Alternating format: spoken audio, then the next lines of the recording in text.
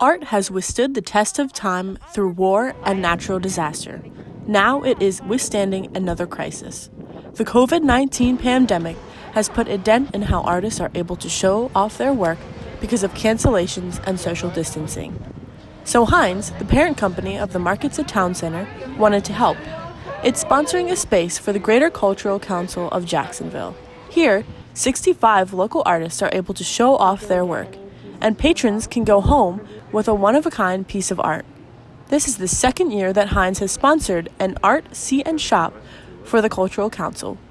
You can find all sorts of one-of-a-kind creations, including ceramics, glass, photography, jewelry, wooden furniture, local authors, and of course, fine art.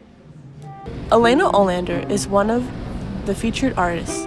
She's been a professional artist for 3 years now, but the past year has been tough because of the pandemic. Usually art events are well attended in person, and so since we can't do that, it's been a huge pivot and shift in the way that I connect with people in the community and beyond. Inspiration for Elena's art comes from chaos and peace.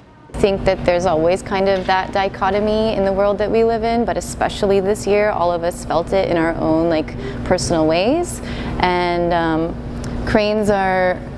paper cranes, Japanese paper cranes are symbols for prosperity and peace and longevity, and I think that we could use more of that. Heinz and the Cultural Council have given Elena the chance to engage with the community while following CDC guidelines.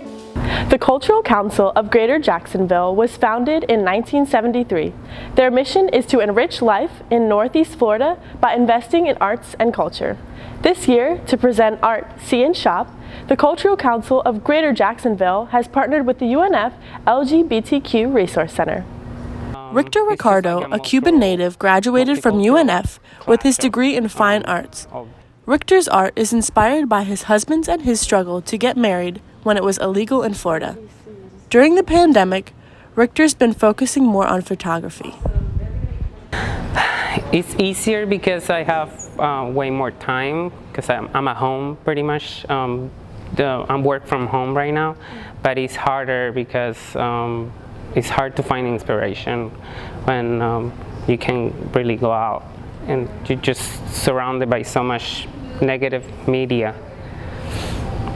The past 8 months have been hard on professional artists like Elena and Richter. I feel like everybody, I've struggled with the uncertainty of what's going to happen next and not having a backup plan because it just happened so suddenly.